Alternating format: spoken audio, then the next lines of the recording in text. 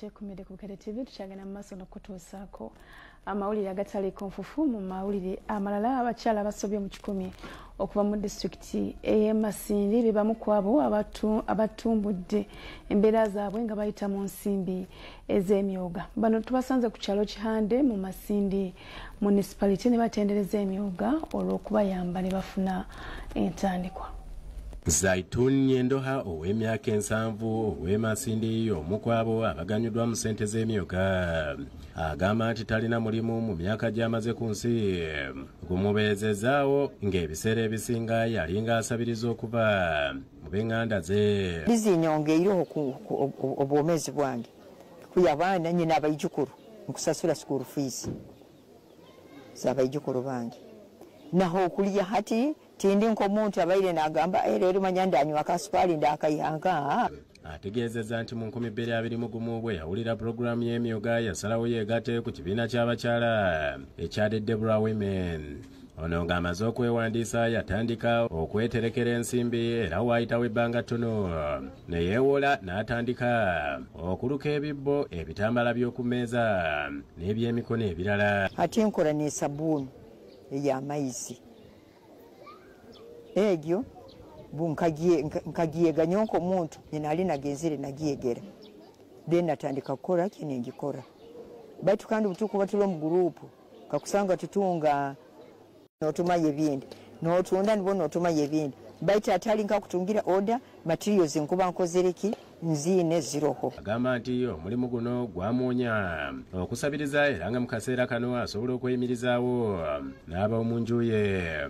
Asiimye ekitongole ki Microfinance Support Center olw'okubateerawo emyoga. Nkwanza kubasiima kusiima na gavumenti eyatwijjukire nkaitwe abakazi namuno itwe abafuakati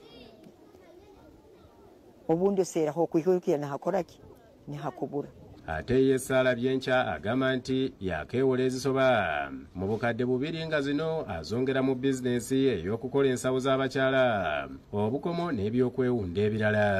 Annyonnyola nti mu kaseera kano yeenogera ensimbi kubanga asobola okutunda ensawo eziwera mu lunaku lumu mwajja ensimbi okuweerera abaana be. Because I have some children who are schooling moreover at the university. I have my 2 grandchildren.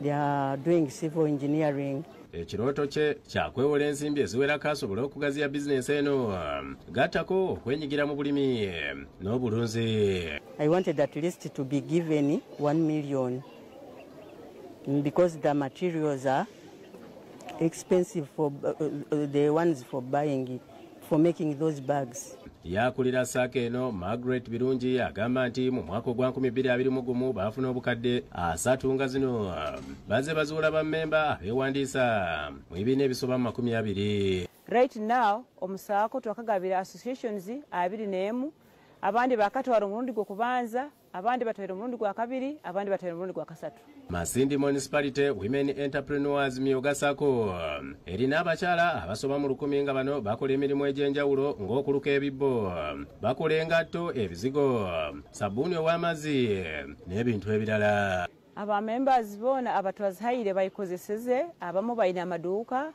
abamu bakora bricks, bakora matafaale, abamu bakulima, abamu balina ebitungwa nk'empunu, nk'embuzi, nk'enkoko. Abakungu abatwala pulogulaamu y'emyoga mu disitulikiti eno batubuulidde engeri emyoga gyekyusizaamu obulamu bw'abantu mu disitulikiti eno n'eziriraanyeewo. And as we talk right now, some of the things that I can say we have embraced so much is the culture of saving within the community and the circles.